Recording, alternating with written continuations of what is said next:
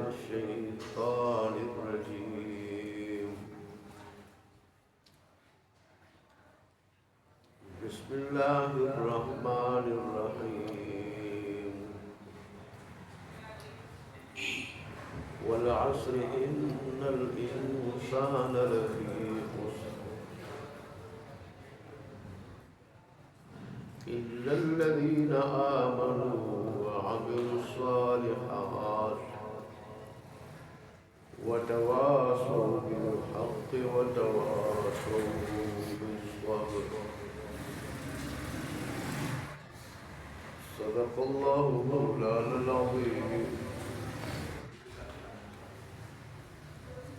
وصدق رسوله النبي الأمي الكريم ونحن على ذلك لمن الشاهدين والشاكرين والحمد لله رب العالمين.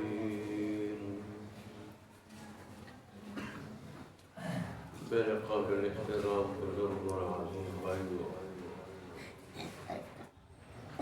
میں نے آپ کے سامنے قرآن مجید فرقان حمید کی وہ چھوٹی سی سورت تلاوت کرنے کی سعادت حاصل کی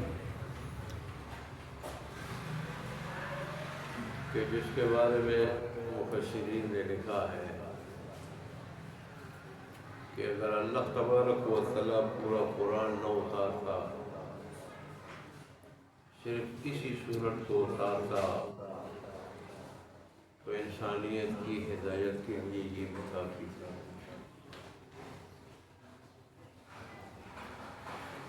جو انسان کا مفاد اس میں ہے کہ اس کو دنیا آخرت دونوں کی کامیابی ملے، اور اس کا نقصان اس میں ہے کہ اس کو دنیا آخرت دونوں کی ناکامی ملے۔ اور دیکھیں، انسان بھی یہ چاہتا ہے کہ میں دنیا آخرت دونوں کے اندر کامیاب ہو جاؤں، خاص کر جو لوگ آخرت کی سوچ رکھتے ہیں، تصور رکھتے ہیں، وہ کہ دنیا آخرت دونوں کے اندر کامیابی ملے اور دنیا آخرت دونوں کی ناکامی سے ہم بچ جائیں۔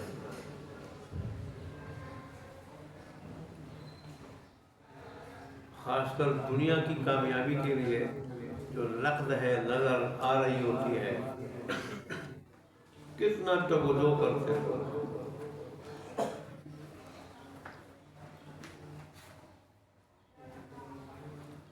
اور جس چیز کے ذریعے سمجھتے ہیں کہ دنیا کے دو ٹھپے آ جائیں گے، تو ان چیزوں کے پیچھے دوڑ پڑتے ہیں، دن رات ایک کر کے، گرمی ہو سردی ہو،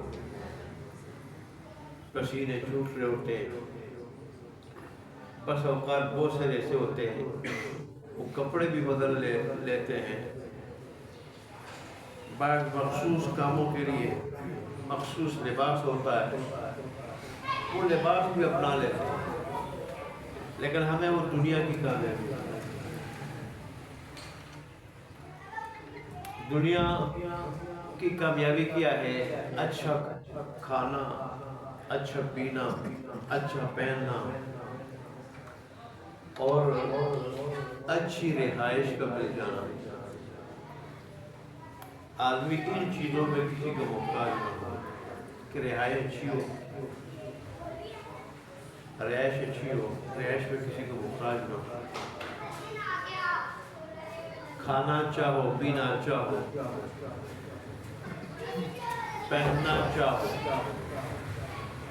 اور اگر کہیں بیمار ہو جائے تو علاج معالجے کی بھی پیسے ہو۔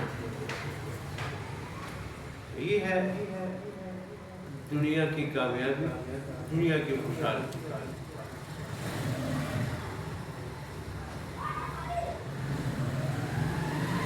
اس کے لیے سارے تبدو کر رہے ہیں، لیکن دنیا کی حقیقی خوشی اور کامیابی وہ دل کا سکون ہے، وہ دل کا سکون ہے۔ دل کا اطمینان ہے. یہی وجہ ہے کہ آدمی اچھے مکان میں رہتا ہے، اچھا کھاتا ہے، اچھا پیتا ہے، اچھا پہنتا ہے، جس پانی میں گھومتا ہے، اور بیوی بھی اچھی، اولاد بھی ہے، یہاں تک کہ نرینہ اولاد بھی ہے، بچیاں بھی ہیں، کاروبار ہے، ماہانہ آمدن بھی ہے، آمدن معقول آمدن ہے، لیکن اس کے باوجود دل کا سکون نہیں، دل کا اطمینان نہیں، دل بے چین ہے. اور سب کچھ ہونے کے باوجود انسان اپنی زندگی سے تنگ ہے.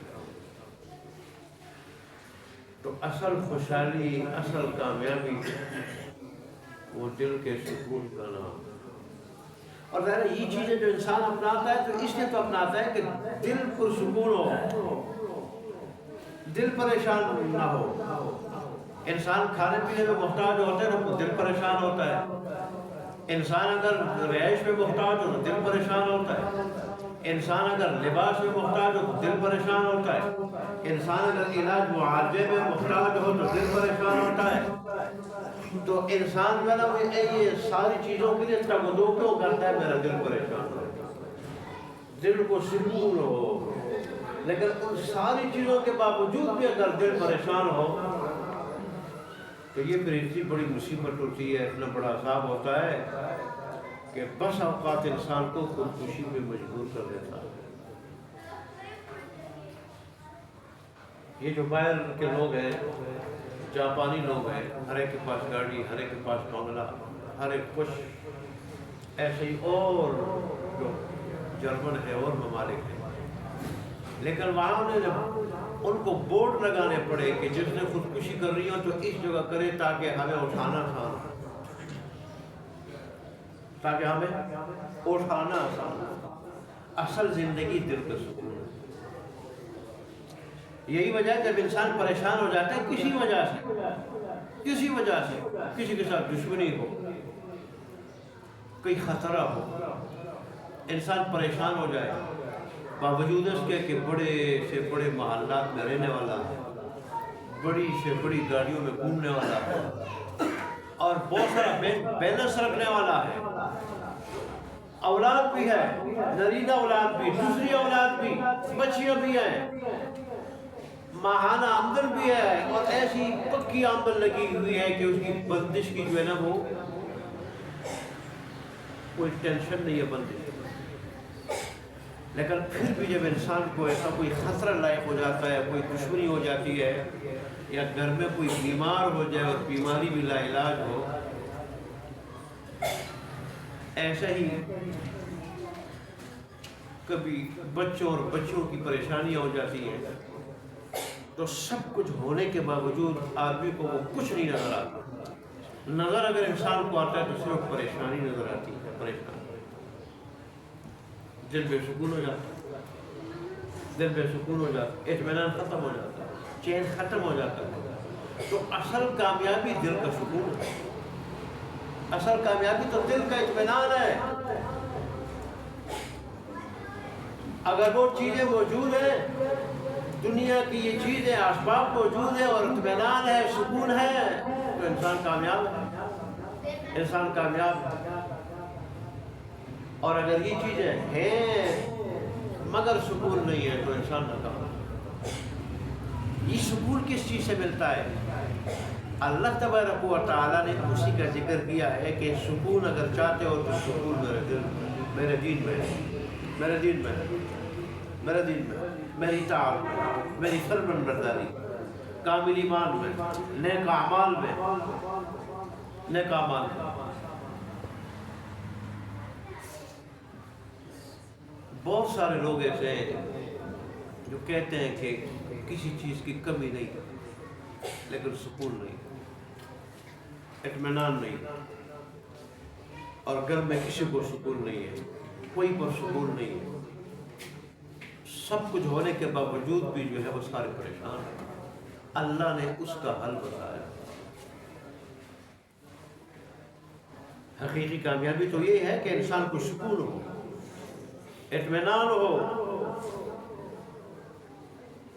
اور ہم چاہتے بھی ہیں کہ ہمیں دونوں جہانوں کی کامیابی اور سکون ملے، سکون. لیکن انسان کے اوپر صرف اور باتیں تو چھوڑے، بیماری آ جائے، بیماری آ جائے، کوئی بچہ بیمار ہو جائے اور ایسا بیمار اس کا علاج نہ ہو، تو بعض اوقات اچھا خاصا بہادر آدمی، حوصلے والے آدمی وہ بھی رونے پہ مجبور ہو جاتا، رونے پہ مجبور ہو جاتا. اللہ ہتھیار ڈال لیتا. تو جس چیز کے ہم متلاشی ہے کہ ہمیں حقیقی کامیابی ملے، حقیقی کامیابی کیا سکون ہو اطمینان. یہاں تک کہ صحابہ کرام کی طرح اگر ہم بھوکے ہوں تو بھی پرسکون ہو، خوش ہو. اب صحابہ کرام کی زندگی دیکھ لیں، جہاد کے لیے جا رہے، سپر پاوروں سے ٹکر کے لیے جا رہے، نہ مقابلے کے لیے پورا ہتھیار ہے اور نہ کھانے کے لیے کچھ ہے. آج کل تو ہم جب سفر کرتے ہیں تو ہمارے لیے ٹھنڈی ٹھنڈی بسیں ہیں، اپنی گاڑی اگر نہیں تو ٹھنڈی ٹھنڈی بسیں، کوچیں، ایسی ریل گاڑیاں بھی ہیں، جہاز ہے تو چلو جہاز اگر نہیں، ریل گاڑی کا جو ہے نا وہ ٹھنڈا سفر نہیں کر سکتے، گاڑیاں تو ہیں، بسیں تو ہیں، بسیں تو ہیں، اس میں تو ہر آدمی سفر کر سکتا ہے.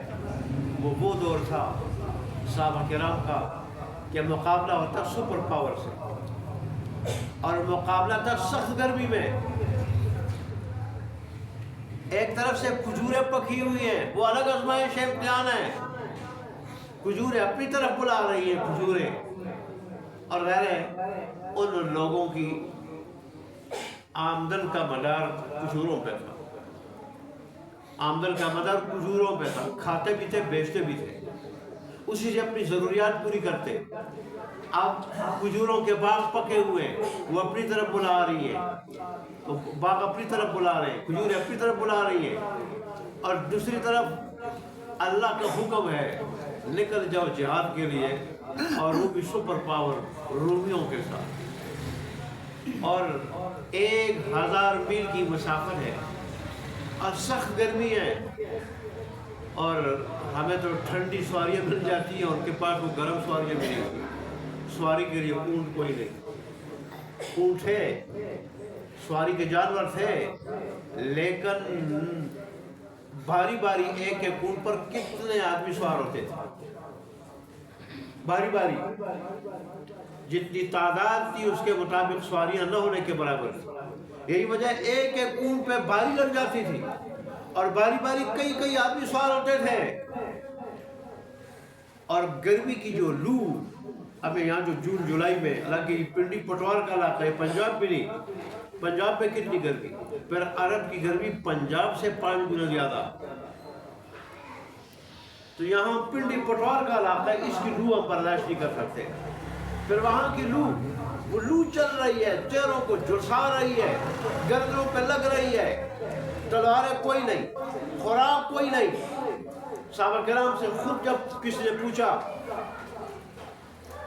جو اس جہاد میں نہیں تھے کہ تم کہتے ہو ایک ایک کھجور پہ ہم گزارا کرتے تھے، ایک ایک کھجور پہ کیسے گزارا کرتے تھے؟ انہوں نے کہا اس کی قدر اس وقت آئی جب ایک کھجور بھی نہیں رہی، اور ہم کھجور کی گٹلی منہ میں ڈال کے وہ چوس رہے تھے. لیکن اس کے باوجود وہ خوش تھے، مگن تھے، دشمن کے ساتھ جا کر ٹکر لینے والے، اور ایسا ٹکر لینے والے کہ روم جیسے سپر پاور نے جب دیکھا کہ یہ تو عجیب و غریب مخلوق ہے انسانوں کی شکل میں، ان سے ہم ٹکر نہیں لے سکتے، وہ مقابلے کے لیے نہیں آئے یا ٹک نہیں سکے. تو وجہ کیا تھی؟ دین تھا. اللہ نے یہ چیز آج سورہ عصر میں یہی بات سمجھائی ہے کہ بھئی ایک چیز لے لو، ایک چیز لے لو، جس چیز میں بھی ہو، بھوک میں ہو، پیاس میں ہو، تنگی میں ہو یا راحت میں ہو، جس حال میں بھی ہو تم اللہ کے شکر گزار ہوگے، اللہ کے شکر گزار ہوگے، اللہ کے فرمان بردار ہوگے، اور دل کے سکون، دل کا سکون، دل کا اطمینان وہ تمہارے شامل حال ہوگا، پریشان کسی حال میں نہیں۔ میرا دین لے لو، میرا دین لے لو، میری اطاعت لے لو، وہ ایمان ہے، کامل ایماندار بن جاؤ، کامل ایمان والے بن جاؤ۔ اللہ نے صاحب بتا دی، والعصر، قسم ہے زمانے کی۔ اور غیر اللہ تبارک و تعالیٰ جس چیز کی قسم کھاتا ہے اس کو اس کے اوپر گواہ بھی بناتا ہے۔ جہاں اور بھی قسم کی جو ہے نا وہ کئی حکمتیں ہیں کہ اللہ اس چیز کی اہمیت بتانا چاہتا ہے، اس چیز کی اہمیت بتانا چاہتا ہے، وہاں یہ کہ اللہ اس چیز کو گواہ بنانا چاہتا ہے۔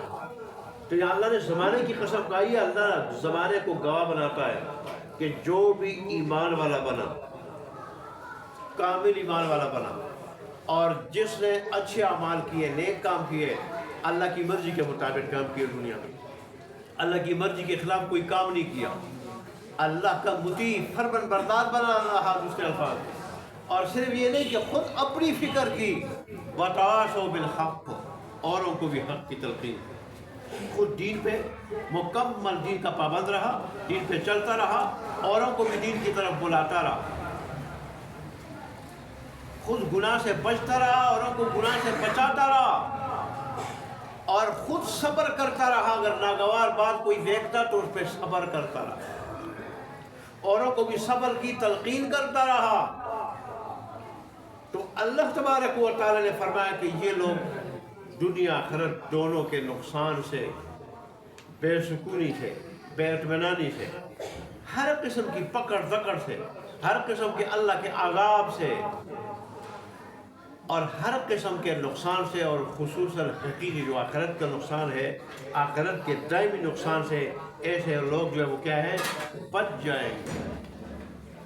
پھر اللہ تبارک و تعالیٰ نے جو زمانے کی قسم کھائی، تو اللہ تبارک و تعالیٰ نے خود بتا دیا یہاں پہ کہ زمانہ اس پہ گواہ ہے، میں جو کچھ کہتا ہوں زمانہ اس پہ گواہ ہے، زمانہ اس پہ گواہ ہے۔ آدم علیہ السلام کے دور سے لے کے محمد عربی کے دور تک جس نے بھی اللہ تبارک و تعالیٰ کے بھیجے ہوئے دین پہ، اللہ کی باتوں پہ مکمل ایمان رکھا، یقین رکھا، اور پھر اس پہ عمل بھی کرتا رہا، عمل اس کے مطابق اس کا رہا، اس پہ عمل بھی کیا، اور پھر اوروں کو اس کی طرف بلاتا رہا، اوروں کو تلقین کرتا رہا، اور خود صبر کرتا رہا، اوروں کو صبر کی تلقین کرتا رہا، تو وہ لوگ کامیاب ہوئے۔ اور جو ایمان نہیں لائے یا زبان سے ایمان تو لے آئے آج کے مسلمان کی طرح، لیکن ان کے اعمال ایمان کے منافی ہوئے، اعمال ایمان کے منافی رہے، اعمال اللہ کی مرضی کے خلاف رہے، اعمال من مانی رہے، رب چاہی نہیں رہے، تو ایسے لوگ انہوں نے نقصان اٹھایا۔ اللہ تبارک و تعالیٰ کی طرف سے مختلف عذابوں کے شکار رہے، دل کی بے سکونی کی صورت میں عذاب وہ تو 24 گھنٹے ساتھ رہتا ہے، لیکن اللہ تبارک و تعالیٰ کی طرف سے مختلف عذابوں کے شکار رہے۔ کہیں اللہ تبارک و تعالیٰ نے کسی آدمی کو مسلط کیا، کسی بادشاہ کو مسلط کیا، کسی قوم کو مسلط کیا، کہیں اللہ تبارک و تعالیٰ نے زلزلہ بھیجا، کہیں اللہ تبارک و تعالیٰ نے سیلاب بھیجا، کہیں اللہ تبارک و تعالیٰ نے طوفان بھیجا۔ اس طرح اللہ تبارک و تعالیٰ نے مختلف عذابوں کا شکار کیا۔ جیسے اللہ تبارک و تعالیٰ نے دوسری جگہ قرآن میں فرمایا کہ میں جب عذاب بھیجتا ہوں تو وہ 4 طریقوں سے بھیجتا ہوں، اوپر سے بھی بھیجتا ہوں، نیچے سے بھی بھیجتا ہوں، اور دائیں سے بھی بھیجتا ہوں، بائیں سے بھی بھیجتا ہوں۔ اوپر سے بھیجنا کیا ہے؟ کبھی اللہ پتھروں کی بارش برسا دیتا ہے، کبھی اللہ بارش اتنی برسا دیتا ہے کہ سیلاب آ جاتا ہے۔ یہ کتنے علاقے پنجاب میں، سندھ میں کتنے علاقے ڈوبے ہوئے ہیں، کے پی کے میں، خیبر پختونخوا میں، ایسے علاقے کہ جہاں سے پہلے سیلاب کا تصور کتنے نہیں کیا۔ کہیں بادل ٹوٹا، ایسی جگہ جہاں سیلاب کا کوئی امکان نہیں تھا وہاں بادل ٹوٹا، اور بادل کے ٹوٹنے سے وہ لاوا آیا کہ اس نے گاؤں بہا دیے، تباہ کر دیے۔ یہ اللہ کہتا ہے قرآن میں کبھی میں اوپر سے بیٹھ جاتا ہوں اللہ، اور کبھی اوپر سے بادشاہ ظالم حکمران ظالم حکمران مسلط کر دیتا ہوں، کبھی کوئی کافر مسلط کر دیتا ہوں، تو ظالم بادشاہ مسلط کر دیتا ہوں، دائیں بائیں جو دائیں بائیں نا دائیں بائیں، یہ بعض اوقات اللہ تبارک و تعالیٰ کوئی ایسا پڑوسی مسلط کر دیتا ہے، پڑوسی وہ آدمی کا جینا حرام کر دیتا ہے۔ یہ اللہ تبارک و تعالیٰ نے پڑوسی کا جو حقوق بتائے اتنے بتائے، صحابہ کہتے ہیں کہ ہم ڈرنے لگے کہ یہ پڑوسی جو ہے نا وہ کوئی ہمارا وارث نہ ٹھہرے، اتنے حقوق بیان کی، کیوں بیان کیے؟ اللہ کے حبیب کو پتہ تھا اور میرے رب کو پتہ تھا کبھی پڑوسی برا آ جائے تو برے پڑوسی کی وجہ سے آدمی کو سکون کیوں جاتا ہے، سکون اڑ جاتا ہے،